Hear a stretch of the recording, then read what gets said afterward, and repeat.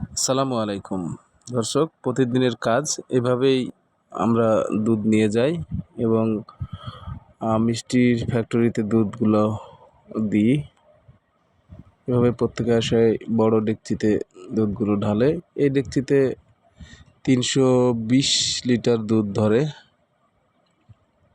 কিছুক্ষণ পরেই দুধ জাল দেওয়া শুরু হবে। মোটামুটি 1 ঘন্টা 20 মিনিট জাল দেওয়া লাগে, তারপরে ছানা কাটার জন্য তৈরি হয়। ছানার পরেই তারপরে মিষ্টির কাজ। পাতিল ভর্তি হয়ে গেছে, চুলাতে জাল শুরু হয়ে গেছে। 1 ঘন্টা 20 মিনিট জাল চলবে, অনবরত এভাবে জাল চলবে এবং দুধগুলো নাড়তেই থাকবে। এক পর্যায়ে তৈরি হয়ে যাবে ছানার জন্য।